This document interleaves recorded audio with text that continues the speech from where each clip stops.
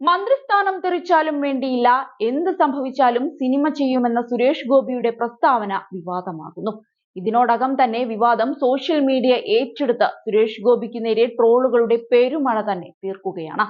സത്യം പറഞ്ഞാൽ മണ്ടത്തരങ്ങൾ വിളിച്ചു പറയുകയാണ് ഓരോ ദിവസവും സുരേഷ് ഗോപി. സഹമന്ത്രി സ്ഥാനം കിട്ടിയ അന്നു മുതൽ താൻ പ്രധാനമന്ത്രിയാണെന്ന നിലയിലാണ് സുരേഷ് ഗോപിയുടെ ഓരോ ചുവടുവെപ്പും. കഴിഞ്ഞ ദിവസവും സംഭവിച്ചത് അത് തന്നെയാണ്. സിനിമ ചെയ്യാൻ താൻ അനുവാദം തേടിയിട്ടുണ്ടെങ്കിലും ലഭിച്ചിട്ടില്ല. സിനിമ ചെയ്യുന്നതിന്റെ പേരിൽ മന്ത്രിസ്ഥാനത്ത് നിന്ന് മാറ്റി നിർത്തിയാൽ രക്ഷപ്പെട്ടുവെന്നേ കരുതുള്ളൂ.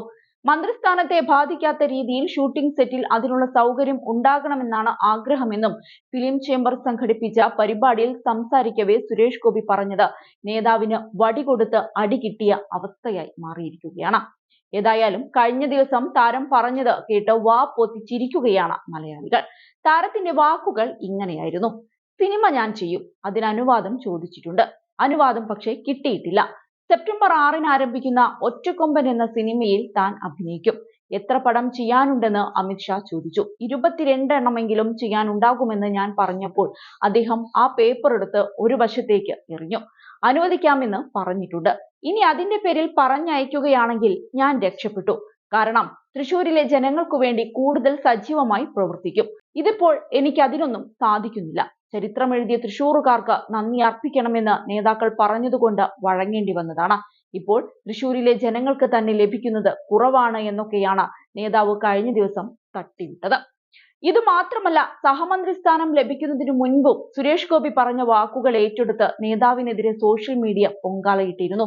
അന്ന് താരം പറഞ്ഞത് ഇങ്ങനെയാണ്: മുൻകൂട്ടി നിശ്ചയിച്ച സിനിമകൾ പൂർത്തീകരിക്കാൻ സമയം വേണമെന്നും അതിനാൽ മന്ത്രിസ്ഥാനത്തേക്ക് പരിഗണിക്കരുതെന്നും സുരേഷ് ഗോപി കേന്ദ്ര നേതൃത്വത്തോട് ആവശ്യപ്പെട്ടതായിട്ടായിരുന്നു നേരത്തെ റിപ്പോർട്ടുകൾ ചൂണ്ടിക്കാട്ടിയത്.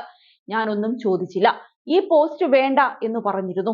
അധികം വൈകാതെ തന്നെ പദവിയിൽ നിന്നും മോചിതനാകുമെന്നാണ് കരുതുന്നത് എന്നായിരുന്നു സത്യപ്രതിജ്ഞയ്ക്ക് പിന്നാലെ സുരേഷ് ഗോപി മാധ്യമങ്ങളോട് പ്രതികരിച്ചത്. തൃശ്ശൂരിലെ വോട്ടർമാർക്ക് എന്നെ അറിയാമെന്നും ഒരു MP എന്ന നിലയിൽ ഞാൻ അവർക്ക് വേണ്ടി നല്ല ജോലി ചെയ്യുമെന്നും എന്ത് വില കൊടുത്തും എന്റെ സിനിമകൾ ചെയ്യണമെന്നും സുരേഷ് ഗോപി അന്ന് പറഞ്ഞിരുന്നു.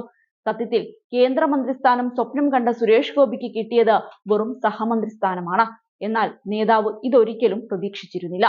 സത്യം പറഞ്ഞാൽ മോദി നേതാവിനെ ചതിച്ചു എന്ന് തന്നെ പറയാം. അതുകൊണ്ടാകാം ഇതിനും ഭേദം MP സ്ഥാനമാണെന്ന് നേതാവിന് തോന്നിയതും വായിൽ തോന്നിയത് വിളിച്ചു പറഞ്ഞതും.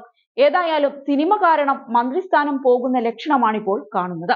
മമ്മൂട്ടി കമ്പനി അവതരിപ്പിക്കുന്ന സിനിമയടക്കം കരാർ ഒപ്പിട്ട 4ഓളം സിനിമകൾ സുരേഷ് ഗോപിക്ക് പൂർത്തിയാക്കാനുണ്ട്.